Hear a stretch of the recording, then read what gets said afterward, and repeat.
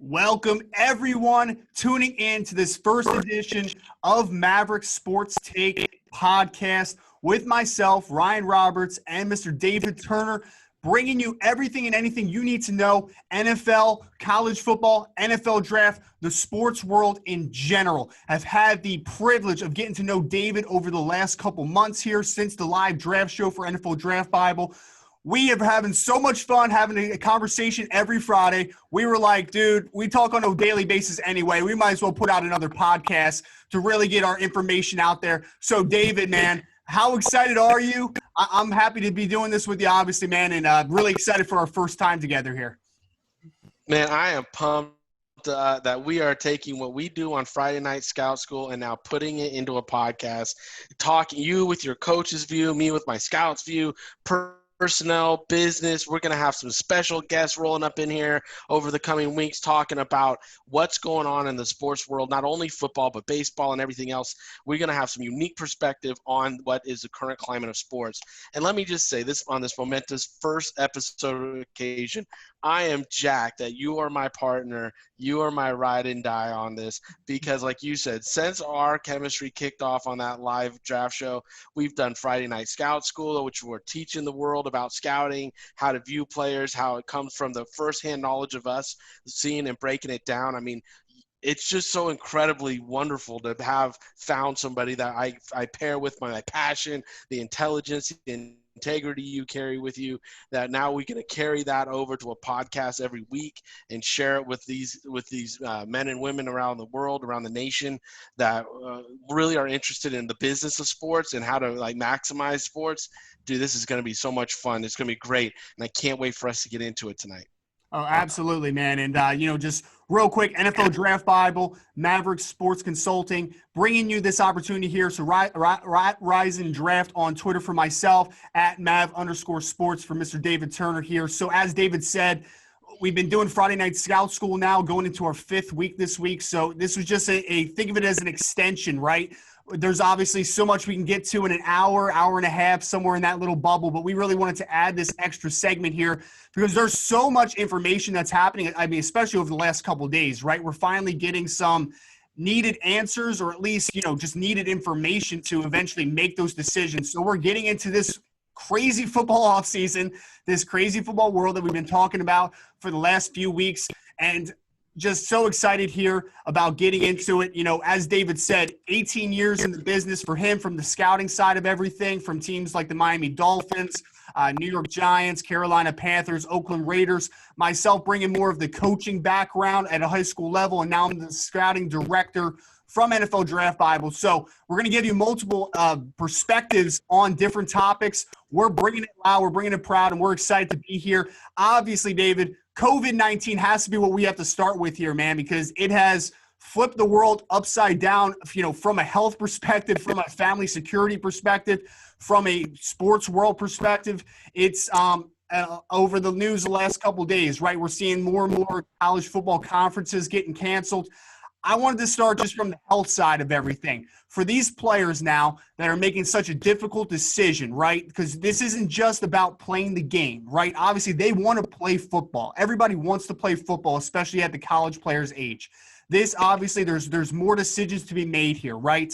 Do they put their health on the line? There's so many different perspectives. From a family perspective, we've seen guys opt out in the NFL world because, they might have some people in their family that have struggled with different diseases or past health concerns that are making them make that decision. So for you, David, just this world, man, from a health perspective, how scary is it, and what is it like to be in these young men's shoes to have to make these tough decisions at such a young age? I described it to somebody the other day, like as a businessman, we all take leaps. We all take leaps of faith. We all jump and take that trust leap, right? Right now, there is too much of a fog level to know if you're going to land safely.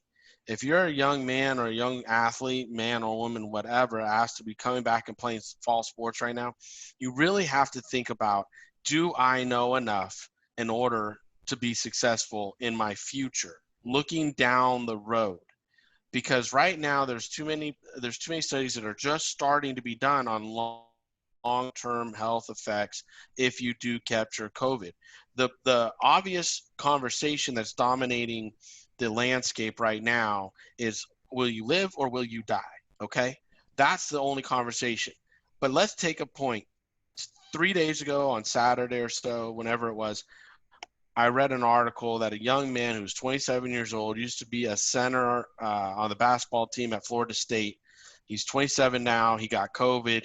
He developed a heart disease, degenerative type situation. He got over the COVID, but he went out and trained for basketball, and he dropped dead on the court. Okay? These are the things, the secondary health risks that people aren't talking about. What happens, John Murphy the other day on the All Access State of Football brought this up. What happens if you go get COVID playing for Florida State this year or for Nick Saban's Alabama and you recover, but your lungs never recover? And then you fail an NFL physical next year at the combine, if there is a combine, or there will be some kind of physical to enter the NFL, and you fail the physical. Well, now you sign the waiver that they're asking you to sign to play college football and not sue Alabama or Florida State, whoever lets you play. So what's your repercussions of being able to provide for your family? The average athlete in the NFL, his career is only 3.3 years. So think about that. You're 22 years old. You come into the NFL. Your career is already told to you going to be over by 25, 26 on average. I mean, that's the average lifespan of an NFL athlete. Now you're going to shorten that lifespan by getting COVID and affecting your lungs, where you may never get a ability to do what you've always dreamed to do since you're 8 years old, or B, you just can't perform at the same level. So maybe you still get drafted, but you're not performing at the same level, so you're not getting drafted as high. And let's talk about the business of that. The business of that is every single slot in the NFL draft is slotted. So therefore, you only get paid so much for where you get drafted, not the highest drafted receiver, where you get drafted. So if you're drafted in the second, third, fourth round, those slots are already predetermined what you're going to get paid. Now, with an average athlete's career only lasting 3.3 years, and the contracts for the NFL first rounders are guaranteed for seventh, it's 4 years. So the NFL's already weighted where this is going to be 100%. You get one contract, that's it, your whole life. You're not going to see two. Everybody sees the Patrick Mahomes deal. I'm going to make $500 million. No, you're not. The 99% of the athletes that go into the NFL see one contract and their career is done. So why would you walk into school where they say it's too unsafe for you to come to school, to go to school, to sit in a room and listen to a lecture, to go to a dining hall, to go where you can actually keep 6 feet difference? It's unsafe to do that. We're not bringing the general students back in, but we're going to have you walk into a locker room. We're going to have you block and tackle. We're going to have you go through a padded practice. We're going to have you simulate in tackling drills, rubbing up or even hitting the same Duke bag where your sweat's going to be next to the man's sweat behind you. And every time you hit it, that's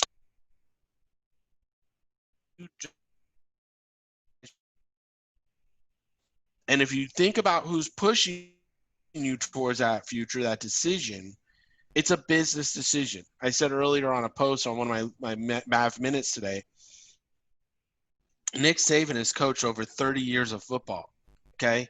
You don't think he can go spend some more time on his lake boat and have some fun and take a year off? He's got enough money. He can go do that. But it's not about Nick Saban. It's about the universities and the individuals that are behind the universities that need this money to make the universities run. And again, if you're taking we're going to talk about, right, Ryan? We're going to dive into the business side of this. If you're going to talk about the business side, the money that college football makes around this country for their students, it pays for it not just pays the athletic department, it pays for a lot of the academic scholarships. It pays for helping subsidize housing on campus. It pays for Title IX. It pays for all this other stuff. So therefore, it's a big revenue generator that the schools really have to think of, how do we protect it and get it going. Now, it's a shame because it's an amateur sport, supposedly. But it's a shame that that's how this is thought of. And it's built its way into being the backbone of how our society pays for sports, school, academic scholarships, and so much more. So we really have to think about what these young men are being asked to do. They're really being asked to be the breadwinner of the university by getting on the field and doing this, but yet they're not getting paid to do this. Again, the university has already stated it's too unsafe to come to campus to have school, to take classes. So how can they ask these young men to play football? Yeah, I think that's the real disconnect for me, right? Is like, student athlete, like we always talk about that phrase, right? If a guy isn't going to school, how can you bring the athlete part of him? I think it's a really interesting conversation. And one that, David, for me, like the fact that it's such a moneymaker, right, has made me hold out hope for a long time now that maybe it's going to assert itself. Maybe it's going to last just for the simple fact of, hey, we don't want to lose out on that payday, right? All these colleges, these conferences, right? Like they don't want to lose the ability to generate that income, generate that source, right? That college football ultimately brings. But now we're seeing over the last few days, right? Like Big Ten canceled, Pac-12 canceled. These are not, no offense to the MAC or the Missouri Valley Conference, right? Like these are obviously Power Five. These are the major players in college football. How troubling is it for you, the fact that 2 down, 3 more to make a decision, not looking great for college football? How in trouble are they ultimately, do you think? I think they're absolutely ultimately in trouble, all of them. Because, again, how do you tell a student athlete to come play football and keep the air of they're not here just to play football, they're a student athlete? Well, none of the other students are here. So why are you requiring these students to be here? And then none of the other fall sports are here, just these guys. So all you're talking about is generating the revenue that's needed for the institutions to support themselves, which again, that's a double-edged sword. Like, what side of the fence are you on?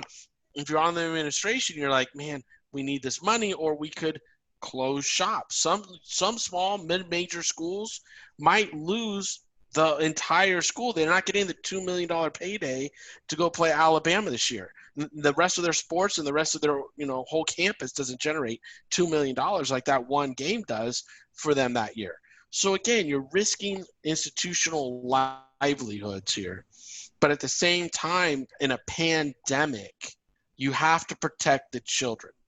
And yes, I said children, because an 18 to 22-year-old, no matter what gender they are, feel they're bulletproof anyways. And now you go put them on a college campus in a sport, letting them play, asking them to play, and then them starting to feel a little comfortable. They go out into that community, and now what's happened? We have continually seen infectious diseases continue to spread. This is not even 8 months in, guys. We've known about this since like January. So we're like barely 8 months into this. We didn't shut things down till March. Like we went through January and February thinking everything was going to be fine. It was going to be short-lived. We all had hope that it would be really quick. But now we're into August and we have 160,000 Americans dead of COVID-related issues. Okay, that's more than the world wars and stuff. All right, you gotta understand, like, this isn't a little thing, and it's not going away anytime soon. So what's troubling to me is that the business is starting to take and overweigh the public health argument that this shouldn't be going on. All right, now if we lose some programs, if we lose some institutions, that's going to be terrible. And I think honestly, the government should be looking at what they can do to help supplement the losses for these programs that really need some money. And I'm not talking Alabama and SEC football, but I'm talking some of the smaller schools that need help to make sure that not only the program but the school stays open, because those paydays aren't here that they were leaning on so much. That's a national conversation for our educational system to think about, our national government, our state governments to think about how they can supplement those schools. I know I live in Arizona. The University of Arizona is the largest employer in the state of anybody. If the University of Arizona can't afford to open their doors and do everything they are like required to do to make money, that's the largest employer in our state that will go away. So yeah, I mean, the universities really need to be looked at to see how they can be helped and assisted. But forcing young men to go play football at this point in time, and I know somebody's going to have a problem with me using the word forcing, but really you are. You're saying come play or your scholarship might be in jeopardy. Come play or I can't guarantee your roster spot will be there for next year. I can't guarantee we're not going to move forward. That's forcing, guys. That's coercing and it's guiding them into a decision that they're being forced they have to make. Otherwise, they're going to lose their spot, their scholarship. They're going to lose the opportunity to play a season and actually get drafted. These words are being said to people.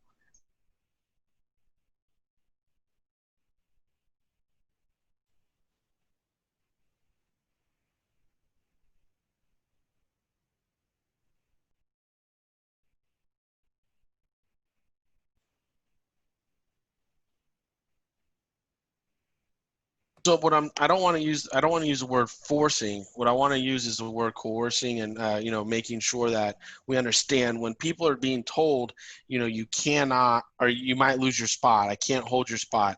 You know what, kid? You might want to just move on and take school online courses and not play football anymore because if you don't play this year, the opportunities might not be around for you next year. It'll already have passed you by. Now you're telling this to a 21, 22-year-old young man who's dreamt of playing NFL football since he was 8 years old. So therefore, you don't want to miss that opportunity.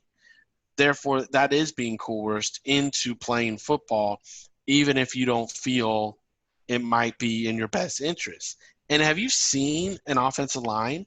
They're saying outlaying issues like obesity is a contributing factor to people that are passing away due to this, heart disease and things. Have you seen defensive tackles lately? Have you seen offensive linemen?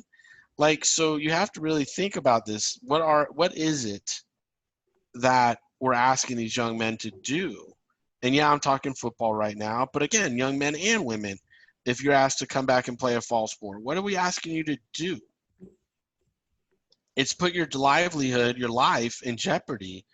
And again, we don't know long-term effects. We don't know if this is going to be a situation where we have scarring of the lungs, which affects your lungs for down the line, now becomes a pre-existing health condition that maybe an insurance company doesn't cover because you got asthma now, or you got this, or you got that. I don't know. Again, there's a lot of fog. We don't know, and we're not letting it clear to really see where we're jumping into. We're just trusting we're jumping into. And here's another point, Ryan. Here's another point. I think it was it Gil Brandt or somebody? I know I got it wrong, but somebody on Twitter just said it. It was like, does the SEC and ACC have doctors that are different than the Big Ten and Pac-12? Like, what science are they looking at where the Big Ten and Pac-12 look at the same science, the same data? They're sharing stuff across the board, and they're saying, no, it's not safe enough for our kids to play. But now the ACC and ACC are saying, oh, we're doing all the protocols. We're doing everything we're told. Great. But I would believe that the SEC, the Pac-12 and the Big Ten were doing the same protocols, and they've already determined, no, it's not feasible. I mean, you got to look at the NFL. They're testing guys 2 and 3 times a day almost, and they're testing them to make sure that they're staying safe. Who has that money in college football to test them that much? And then if you're not testing them that much, you're putting the whole program in jeopardy. Look at what we saw in baseball. In the bubble, they were fine. As soon as they get outside the bubble, the Marlins, 17 people, and they canceled like 6 games. Like, how's that going to work if you go to the University of Alabama and you wind up with 20 guys? I know you got 100 guys on your roster, but 20 guys get sick. I mean, that closes the program down. Then anything that was planned got to be canceled. Yeah. So, there's just too many unknowns. And that's what my whole thing is about. There's too many unknowns. Yeah, especially like you said with a college football system, because like It's really sad too, because like, we hear from a conference perspective, right? Like we hear commissioners of conference, we hear schools coming out, UConn, UMass today canceling football. When am I going to hear from the NCAA about a assumed course of action? Like, when are they going to speak up and tell us, like, hey, we're going to give these conferences their final say on what they're going to do, but are there some precautionary tales that are going to be put out? Are there some things that they could suggest? Is there a suggestive route of power, of action? When are the guys that are, let's say it like this, right? Like, they're making money off of these young men, right? Like the NCAA is making a ton of money. When are we going to hear from them? Are we going to hear from him, David? I don't know if we're ever going to hear from him. It makes me very sad, because I really want to see just a united front, right? Like, that was one good thing that's coming out, is some conferences, the players are becoming united in their cause and doing all those types of things.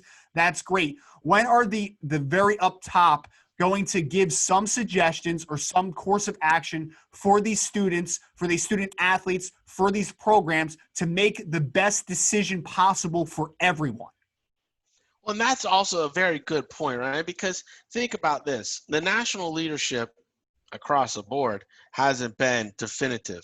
And what the last thing I saw from the NC2A is we're still trying to take in the science to understand where we really will be in mid-September when these games are supposed to kick off. Well, now you have conferences, let's call them governors, are already saying, no, our state's shut down, or no, this conference is shut down. We're already doing it.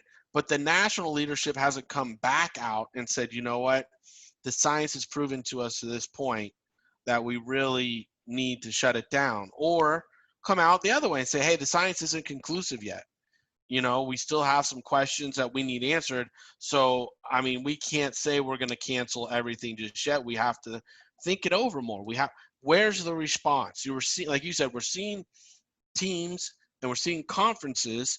So we're seeing governors and mayors close up shop, but we're not seeing the national governing body that's supposed to keep fairness across recruiting and everything else, coming out with a statement. And let's just take that one point. There's many ripples in the lake, right? When this dropped, it created many ripples in the lake after the drop. But let's take this recruiting thing.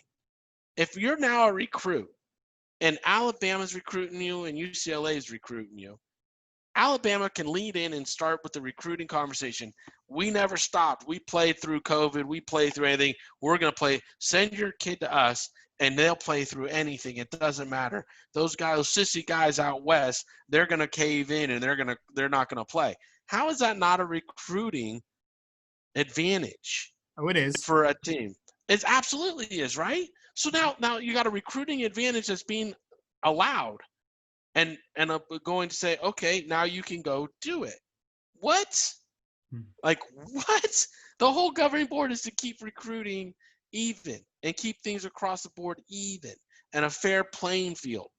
Now you're giving the okay that the SEC, ACC can go do what they want, put lives at risk, and become a better recruiting stick than the rest of the conferences, the rest of the schools. They can afford to do the recruiting and stay and test and do everything so they can win that recruiting battle when other schools are being penalized. They can't afford it.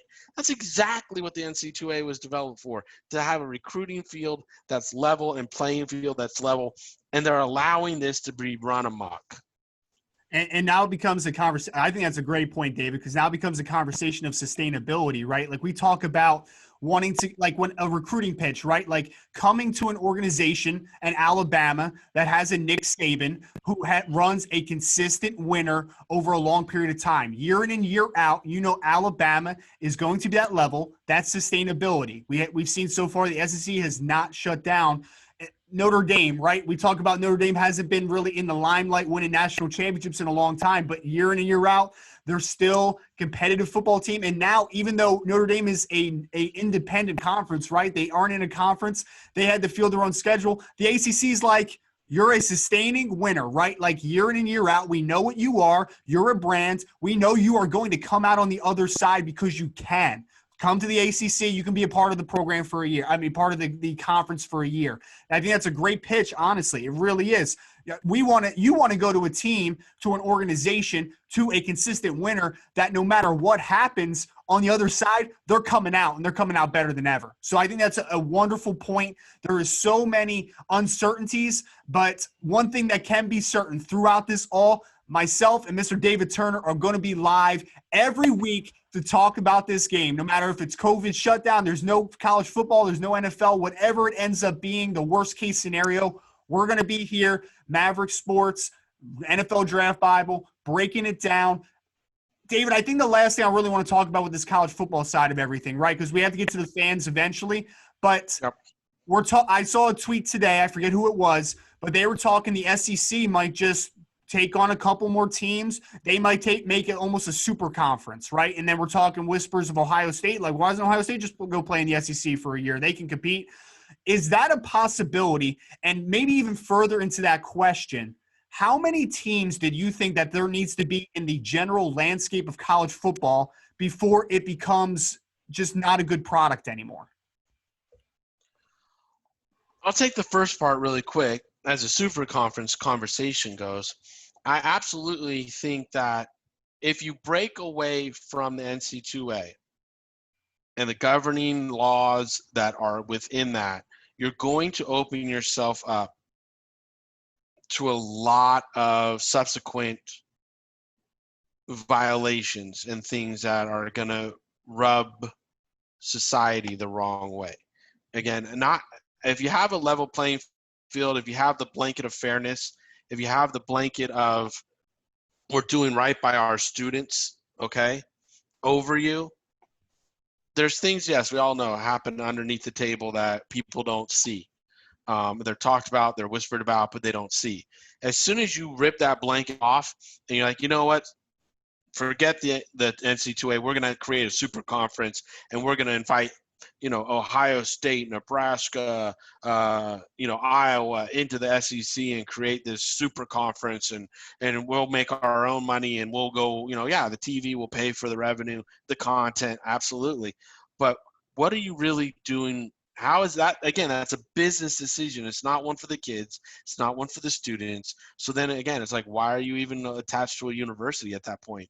Just call it an amateur football league. They don't have to go to class, pay them, and keep it moving. You know what I mean? Like, I mean, what's the point of having a governing board nationally and then just snub your nose at it as soon as it doesn't do what you want it to do, or, the effects go against what you want? I mean, okay, Johnny, take your football, go home, and just call it a developmental league and don't attach it to universities and, don't have the blanket of we're trying to, have a playing field for student athletes anymore, because that's not what you're doing. If you're creating a super conference based on football and revenue, it's not about student athletes anymore. It's all about revenue. So that's the first part of that. And then how many do you need for, college football? I think because I'm a football traditionalist, Yeah. I think every school should have a football team. I think everybody should be playing football. I think it's the greatest game known to man. I mean, what happens between the chalk lines? I mean, yeah, I know they're painted on lines of this field turf now, but when I was coming up, it was all, chalk lines and stuff. It's the best thing. You got 11 on 11. You got confined space, so you have to operate as a team to move downfield. Every cog has to be hitting and striving for the same thing, moving the same direction on the same play. Bill Walsh once said, you strive for perfection in hopes to hit excellence, right? And you know that if you don't strive for perfection, you'll never even come close. But the closest you'll ever get to perfection is excellence. And that brings me to who I worked for. I worked for Al Davis, right? And that was 100% a walk in the building, on the building, and it said, strive for excellence. He expected excellence at every time you walked in that threshold of his office, that you were doing the best job you can do. And that meant care. I mean, there was a story about Al Davis one time. One of the opposing teams left a playbook in the locker room after a walkthrough, and they brought it to Mr. Davis. And they said, hey, we got their playbook. And he said, don't give it to me. don't even open it. Drive it right over to their offices or their hotel where they're staying, leave it at the front desk, and don't you dare open that book. A lot of words and things have been spoken about Mr. Davis, that people just don't know. But stories like that were often ones that I heard when I worked in the building of fairness, because it's not just it's not just winning. Yeah, his famous statement, just win, baby. It really mattered how you won. This man was undefeated, have so many lawsuits against the NFL because why? He was smarter than them. He was out front. He knew the rules better than them, and he played inside those rules better than them. He stretched those rules, but he never got those toes over the line. So again, you're talking about how you win really needs to matter. And if teams decide to leave the NCAA to develop a super conference, they're not trying to win inside the rules. They're trying to recreate the rules to win. Yeah. And at the end of the day, we're going to talk about college football, obviously the big revenue, the moneymaker that we have already talked about a little bit, man. But a little bit of romanticism in the voice, right? The child inside.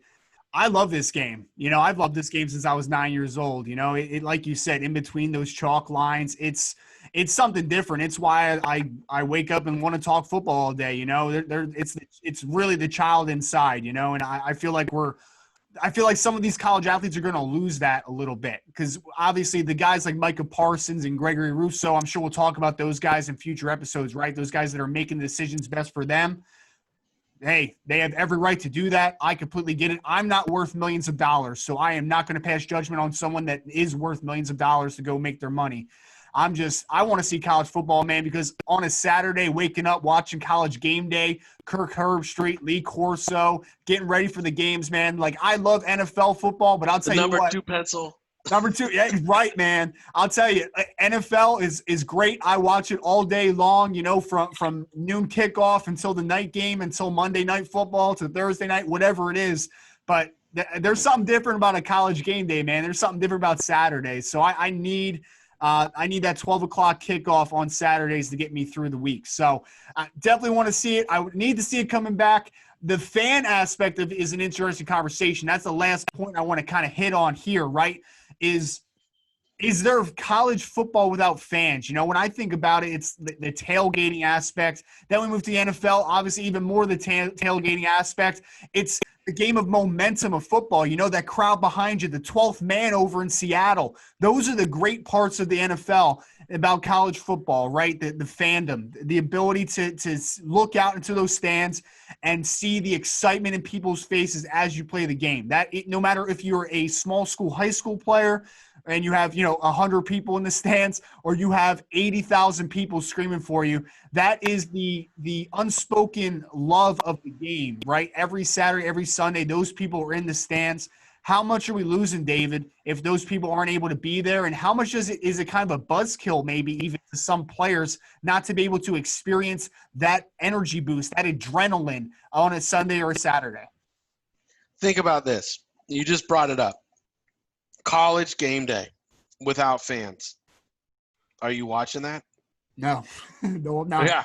Yeah, right. Because the fans with the posters behind them are half the damn fun, to see who's going to come up with the next creative, whatever, and to make sure that Washington State flag is flying somewhere, just because it's a Washington State flag flying on a Saturday morning, right? So again, I went to De La Salle High School. I was fortunate to play at one of the country's premier high school football programs. And we always, I'll go back, paint you a picture. We had this great little snack shack.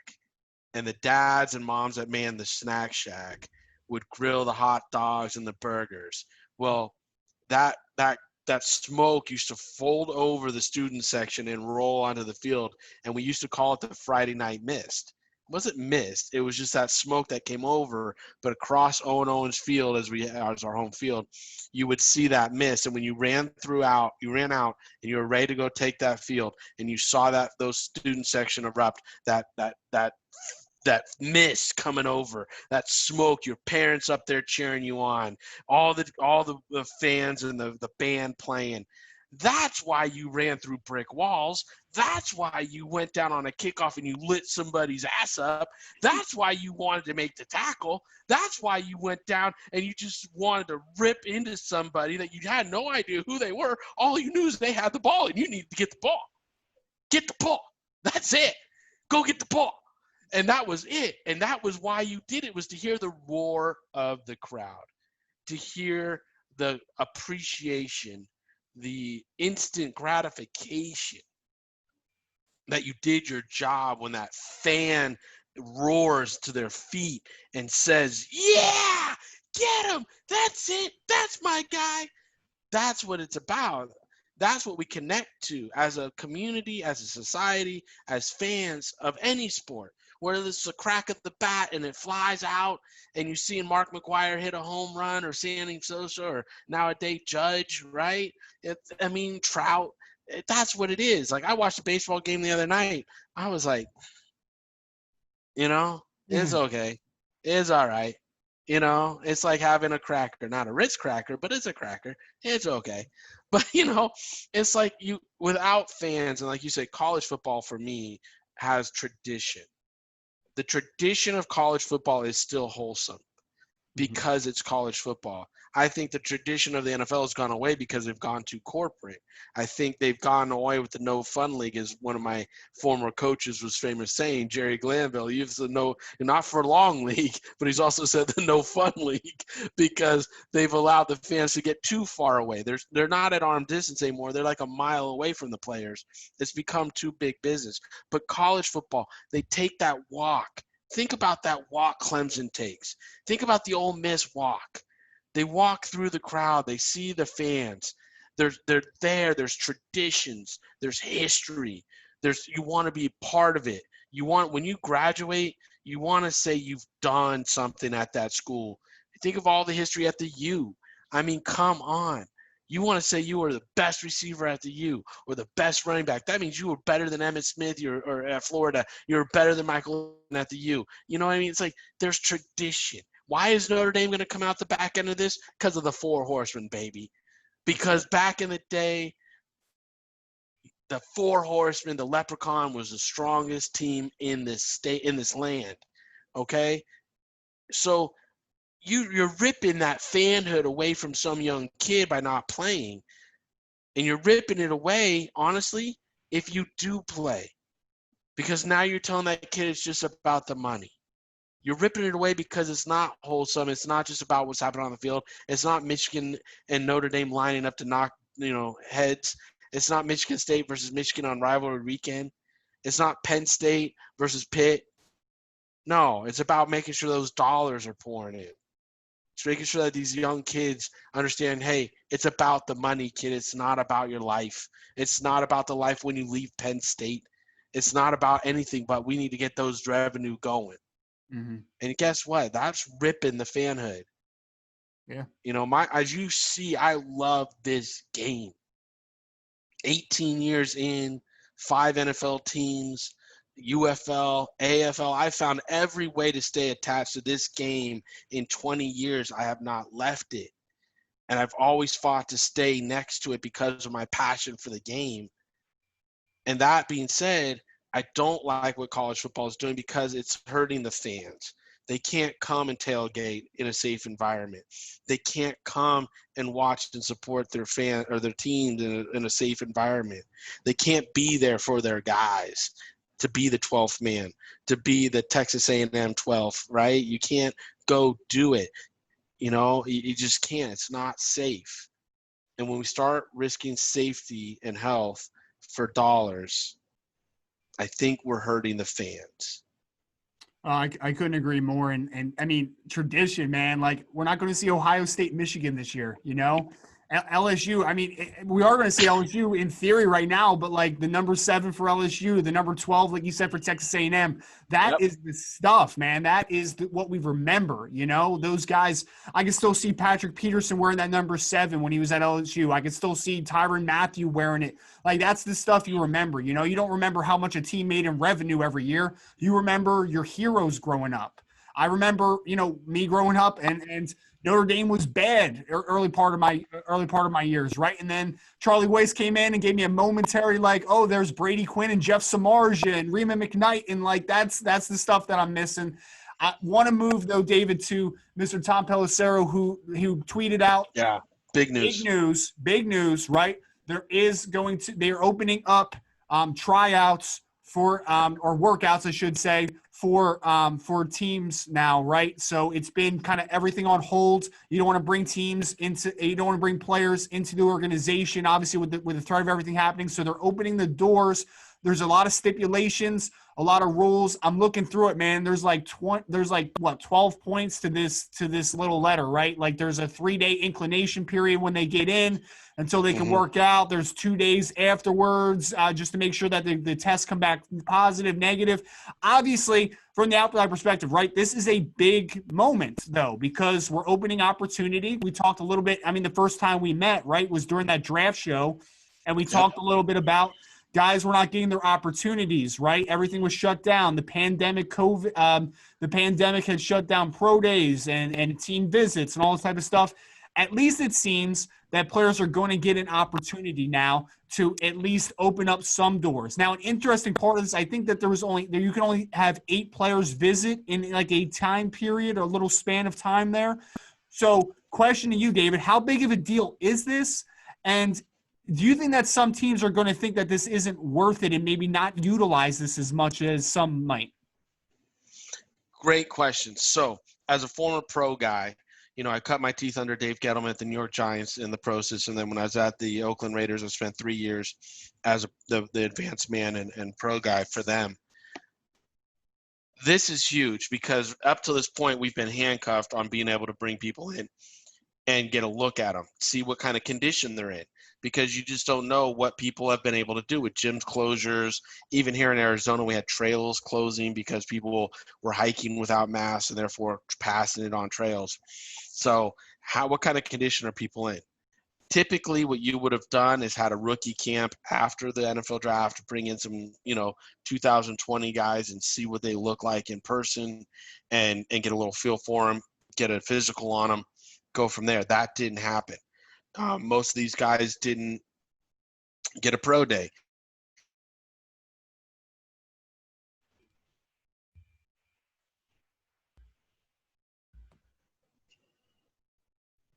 So going back to, all the opportunities were closed down because we didn't have rookie camps. We couldn't bring them in and get physicals. We couldn't give the opportunity to have workouts over the summer of anybody who was a free agent.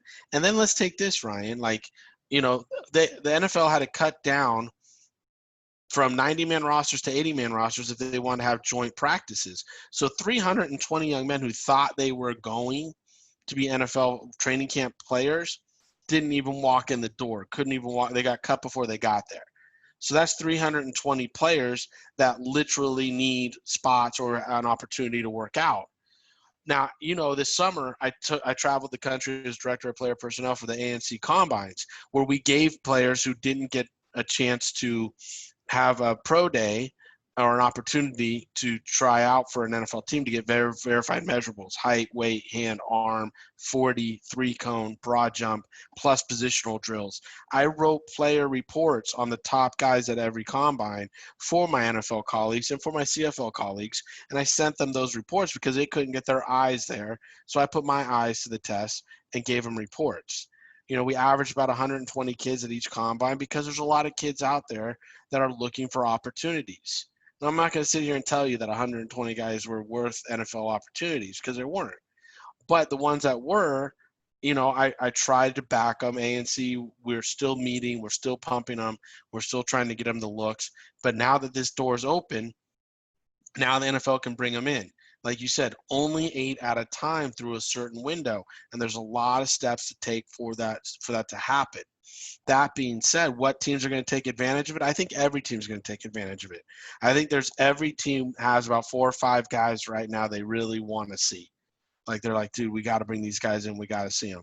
And I hope that everybody abides by the rules. One of the 12 points, which I thought was interesting, was that no team can pay a third party to hold a workout and do a workout for them. Because I was like, that's interesting, because I know they've been getting hit up by people like ANC and other groups to say, hey, we'll work the guys out for you off site. So the NFL obviously heard enough of that, saying, you know what, we don't want unfair advantage that one team will pay for that and other teams won't. So they can't go and do that. Plus the liabilities factor rolled in there, I think, on that too. So you got to look at it a little bit both ways. But I think every team's going to take advantage of it. I think every team you're going to see work out 4 or 5 guys within the first window here. And then we'll see how and if COVID starts affecting anybody. If it doesn't, you'll see them do more. If it does, it'll get shut down really quick. Yeah, and obviously it's a step in the right direction. The NFL is going to survive one way or the other, I think, in this situation. So definitely some good news there from Tom. Looking forward, we might have him on a future show. A part of this experience, right? We're going to bring in some industry professionals that are going to be great interviews. They're going to present some great information. So we're definitely going to do that. And one thing that we are really excited about is we're going to do a mailbag segment, which we're going to get into in a second. Each week, we're going to take some questions from viewers, whatever's on their mind, anything, again, spanning from college football, NFL draft, general question, right? If they want to know David's favorite color, I'm sure they could ask him, and I'm sure David will pop in probably a blue. Look like a blue kind of person to me, David. Forest green, baby. Forest green. Forest green. Okay, so I'm blue. David's forest green, in case anybody was wondering there. And we have these mailbag questions. We're going to do it every week. First one, and I want to give a really big shout out to everybody that put in a question. We thank you so much. We hope to have a lot more live situations where we can take some of your questions live in the future. But for now, we have Mr. Mark Jarvis at What's on Draft NFL. Question for David. What do you think will be the hardest thing for scouts to adjust to without a season? Do you think the results of evaluation process will be a lot more diverse this year? The adjustment's going to be you're going to have to grade out junior film and grade everybody on a litmus test of their junior film, and that's unfair to the player because, again, a lot of juniors didn't start as seniors. So the juniors, their first year, their first chance to step on the field as a starter, and therefore they're still getting their feet wet. They're still getting used to everything. And then you see a lot of these players take big jumps their senior year, and they'll take a big jump up. Now, again, we can sit and talk about the top 100 all day, guys. I'm not talking about the top 100. I'm talking about the kid who maybe as a Bledsoe scout I didn't like as a junior. Then I go back in as a senior, and I put him in the 5th round, like a Dane Cruikshank or, a Jaleel Scott. Guys like that didn't have a ranking before their senior year. Then we go in and we look at them and we put them in the 5th round, 6th round. They wind up getting drafted. They're starters. They're role players for their organizations. Those are the individuals that are going to be hurt by not having a season, because a lot of what their resume was built on their senior year of production. Yeah. And then when you think of results of evaluation in the process, we've been talking about it on the State of Football all week, on All Access Football with Rick and the crew. It's a situation where if you have veteran scouts that have gone through these schools and they know these players and these personnel people, they know these coaches, they know these staffs of medical staffs and stuff, you're going to have better information going into the draft this year because of those relationships. If you have nothing but fact collectors and people that didn't build relationships, just went in, got the basic information and left, then you're going to be behind because you don't have enough information this year to make the right decisions. Guys, gals, there might not be a combine. You might not have an indie combine if the virus is still running amok and we can't trust to put 300 people together and get physicals, do interviews, and do all that. You're going to see a whole new climate if this doesn't get under control. So how the evaluation process will be different, it's going to be way different this year. And if they push into the spring, like say we get a vaccine, it's safe to play in the spring, colleges open up to get the money and play in the spring, and they can pull it off, they can do it. Now does the NFL push the draft to make it better for the player. But then again, the player goes into a season draft process of 2 or 3 weeks and into a training camp of like 3 or 4 weeks rest and then into a season. Is that really better for the player's body?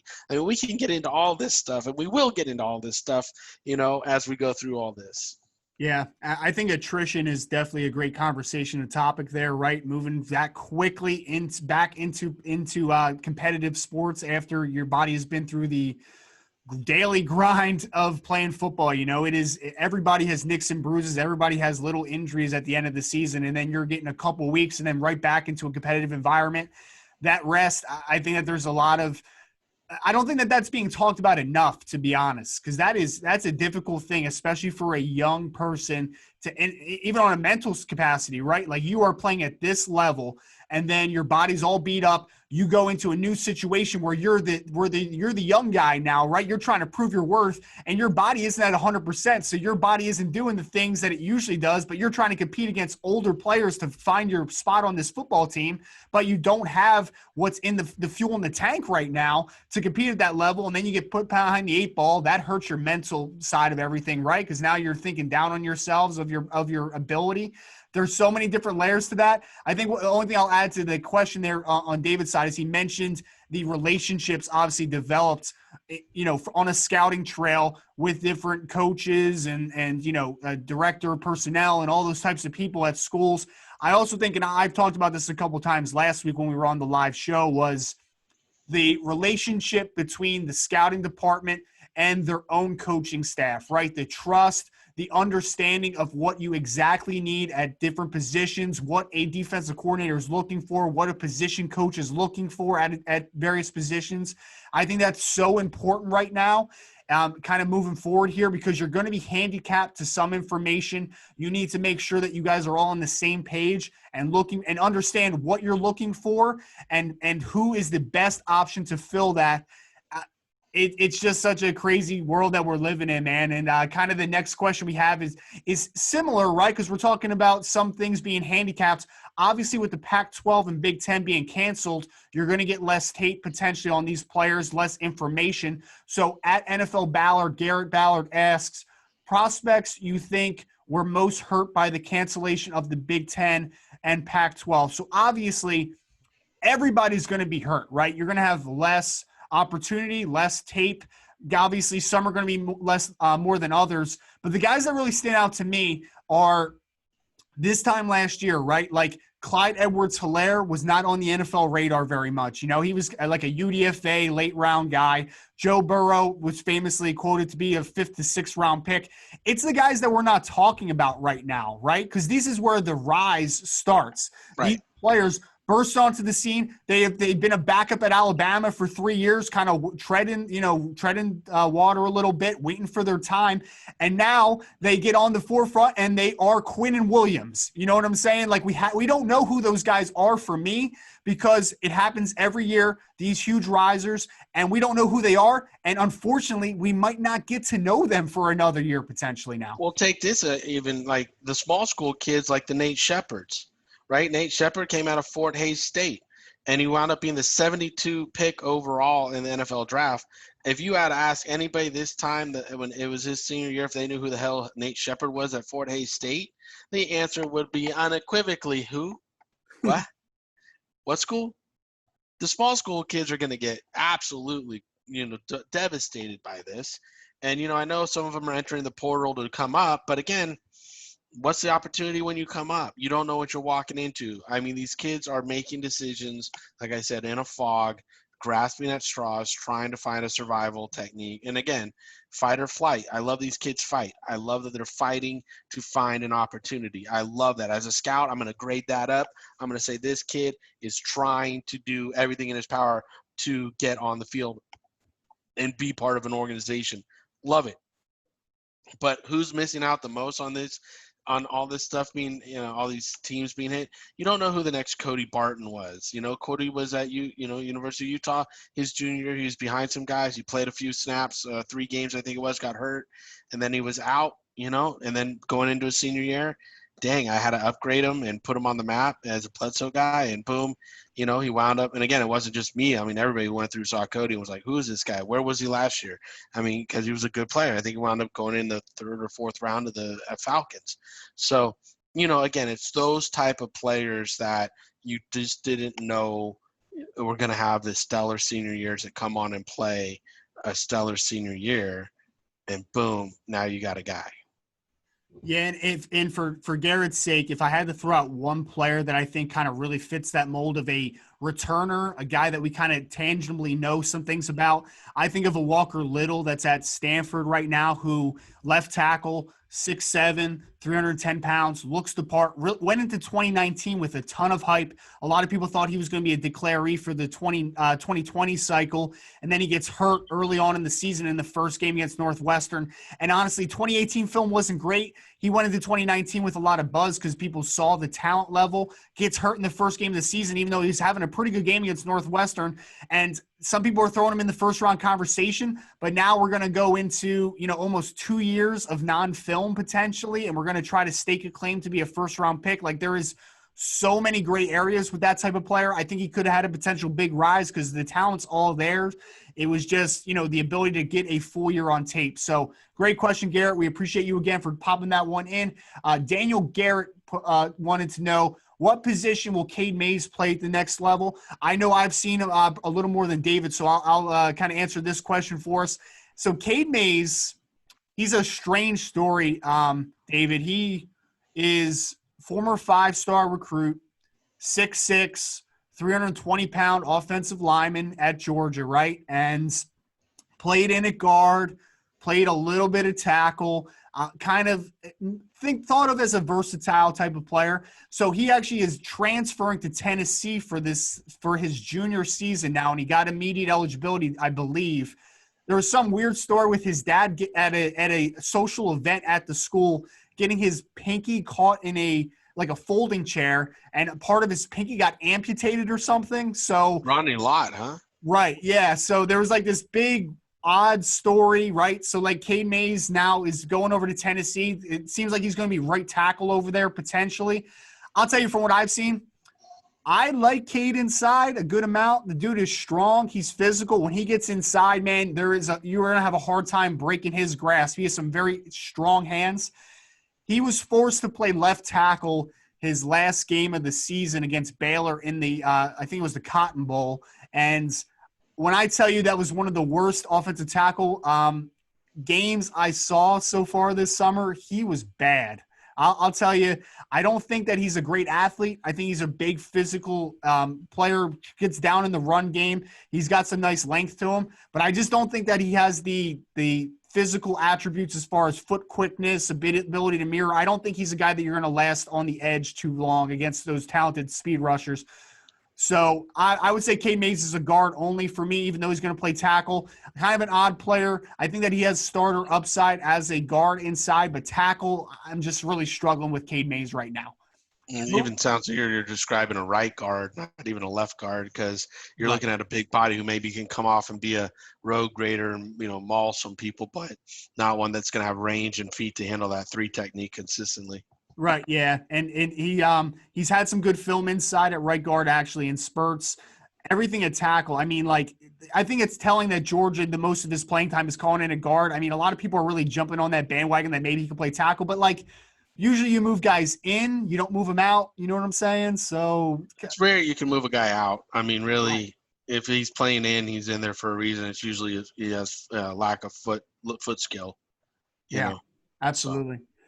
So I want to throw this one at you, Mr. Eric Hindenburg at Hindenburg Scout wanted to know, do you think players who choose, if possible, to play in spring will regret that come the 2021 season? Hard to fathom the body taking the toll of 2 seasons in 1 calendar year. I'd rather see them sit than play in spring personally. So we talked about that a little bit. Ultimately, David, what do you think is the best course of action? Do you think that some people will regret playing in the spring if their conference has been pushed there? I think it depends on the position and the player, to be honest with you, because I know plenty of players that can play just year-round because they're just rare athletes that are just unbelievable condition. They just got extra, whatever it takes, moxie or whatever to just do it. So, like we talk about it all the time, if they're getting their hydration, their rest off the field, their sleep, and they're not trying to burn the candle at both ends, you got an opportunity to make that work. If the discipline's there to be a professional athlete and the commitment's there, you have the opportunity to make that work. I don't think it's an automatic answer right here, guys. And I'm not sitting on the fence. I think if you have a quarterback that's got an arm that has a chance to play in the NFL, and you're talking about all these reps, let's be the reality is, are they gonna play their first year? I mean, again, if you're talking about the kid from Clemson, yeah, he's gonna probably play his first year wherever he goes. So would he play in the spring? Probably not. But if you're talking about like guys we saw on the trail this year at ANC, like a Mike Class or DeAndre Francois, one of those guys that, can play in the spring, make an impact on their season, on their draft stock, and then move into a third quarterback type role or developmental squad type guy, yeah, go for it, because the demand on your arm isn't going to be as much post training camp. The rest of the year, you'll have time to get it back. You're not going to throw your arm out. So again, it's like if you're going to be a starting pitcher, right, coming out of college, you're going to move into a starting role right away. You got to question where you're going to throw your pitches. But if you're going to be just a situational right-handed reliever, which isn't going to be called on all the time, you have a chance to recover and recoup. So it really is going to depend on the player and the situation. And I think that the team side of everything is going to change a little bit too. We talked about from a media perspective and a scouting world perspective, getting a little creative now this offseason. I think teams are going to get a little creative with the usage of rookies next year, right? It's going to be a completely different world. It's going to be odd. So I don't think that there's any short-term fixes. I don't think there's any short-term answers. I think it's like you said, a player-by-player basis, a team-by-team basis, and what they decide kind of is the best course of action for them individually. So yeah, absolutely. Great point there. Final question we have is from Corey Kinnan, at Real Corey Kinnan. What would it take for Rashawn Slater, who is an offensive tackle from Northwestern, the starting left tackle, to be a top 32 pick in April? I'll say – thank you, buddy. You've seen him. I'll say, David, and I think you're going to love his film, man, because we just got done bringing down some defensive linemen. I know I am looking forward to bringing down some offensive linemen in the future for sure. I'll say Rashawn Slater is an odd player. 6'2.5", 314 pounds, playing left tackle right now because he is the best athlete on the offensive line for Northwestern. I think he has some nice arm length. I wouldn't be surprised if he's got 34-plus inch arms despite only being 6'2.5". So I know there's going to be some people that are going to say, is he Isaiah Wynn from New England, right? Can he kind of ascend past that lack of height because he has solid enough arm length? He's a good enough athlete. For me, when I watch him, the best parts of his game for me, I think also fit better inside. Takes some great angles getting up to the second level. He's very smooth working to the second level. He's got incredible hand strength. When he, again, gets inside of you, it's over with. I mean, if you watch his game last year against Chase, you're almost describing a center. You're describing a center with the way you're talking.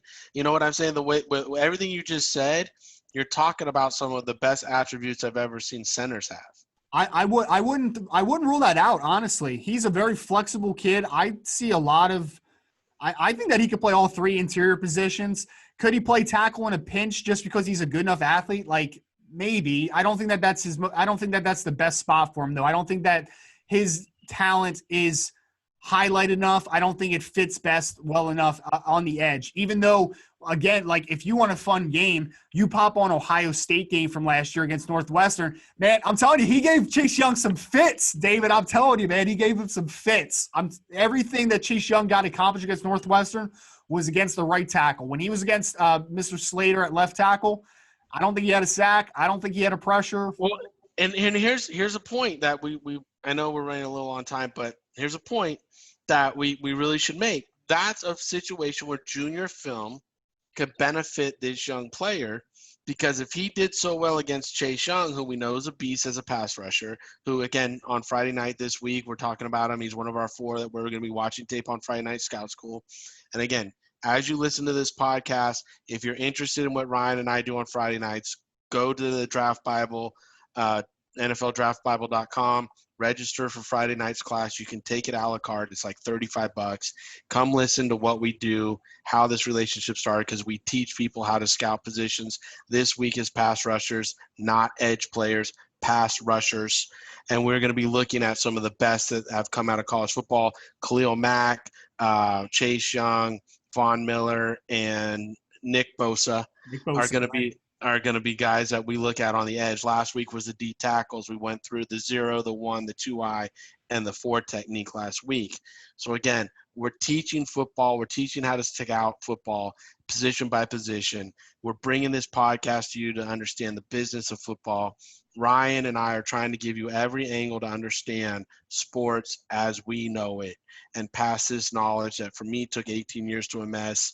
Ryan's a little bit younger, but he still has a wealth of knowledge, as you can tell from this first flagship program tonight, that it really brings a lot to the table. And that's why these unique viewpoints are something we wanted to do and bring to you guys here at Mavs Sports Takes. So anyways, talking about it though, if the young man had great tape against one of the top pass rushers, and most people would say the top player in last year's draft, now he doesn't get any senior film to expose any weaknesses. Now you're investing in a guy who showed it junior year at a very high level, and you're forecasting him forward, then he hasn't been exposed at all. So, that's a place where junior tape will help him and his draft stock. Absolutely. So I'll tell you, as David said, right, for Friday Night Scout School, we're not going to be seeing any Chase Young against Northwestern against Rashawn Slater. That's for sure. The thing, though, I get jazzed up talking about Rashawn Slater because, some of the best tape I saw of him against Ohio State wasn't even against Chase Young either. It was climbing up to the second level, backside on zone, getting up to Malik Harrison, who's a heck of a football player who got drafted in the 3rd round this year by the Baltimore Ravens, and erasing him. I'm talking driving him 15 yards downfield. And not only doing that, but the technical aspects, right? Getting his butt in the right position to cut flow on the backside. It's wonderful stuff. Rashawn Slater, definitely a nice player. I think he could be a potential first rounder. I think that the big thing for him, though, is if he's a guard, I think that he could potentially be a first-round level interior player or a center. The thing, though, that's going to really make his opportunity if he's not able to play this season is he's Senior Bowl eligible. Getting down to Mobile, if there is a Senior Bowl, I'm going to say that I hope there is. Getting down there and showing up in those one-on-ones in the interior and making him some money down in Mobile is going to be a huge opportunity for Rashawn Slater. And if he doesn't have a season, that becomes even more paramount. Now we're talking about encapsulating a player's season in a 1-week span. That is a lot of pressure, but some guys will live up to it. Some guys won't. It's going to be a crazy situation. It's going to be a crazy opportunity, to say the least. David, as we're kind of winding down here, I'm just going to say a couple points that I just want to hit on. Friday Night Scout School, like David said, this Friday, diving into some 4-3 defensive ends, 3-4 rush linebackers, Von Miller, Khalil Mack, Nick Bosa, Chase Young, as David said. We're going to see what the traits say that fit best at the next level, which ones translate the best. We're going to take a look at their tape coming out. In order for us to be better evaluators, we need to understand what we should be looking for. And that's what we're trying to urge to the young scouts in the building, right? In the agents in the building, the fans in the building, whatever your perspective is, we're going to show you what you need to be looking for and why these players were so highly coveted and why some of them have been, well, all of them, well, except for Chase Young, obviously, wait and see on that one. But I'm, pretty safe assuming why all these guys have been so successful in their careers so far. So Friday Night Scout School, 9 Eastern time. I would definitely recommend to take a look out there. Brian Baldinger in a couple weeks, August 26th. We're also going to be doing that. NFL Draft Bible. We have some big announcements coming up. So please keep an eye out. NFLDraftBible.com, NFL Draft Bible on Twitter. I'm going to end the show here with Mr. David Turner. Let me hear something that we should leave these guys with, a point of emphasis that you want to end the first edition of Maverick Sports Take on. Well, 2 things really quick, and I'll get to that point. Really quick, understand what Maverick Sports Consulting was always formed about. It was, again, we were asked to come in and help interview prep Giovanni Bernard and teach him the business side. So when he went to the decision makers and he met them at the NFL Combine, he knew what to say, what not to say, how to say it, how to dress, how to do all that stuff. We are all about maximizing the athlete's potential before they get the job and then when they get the job.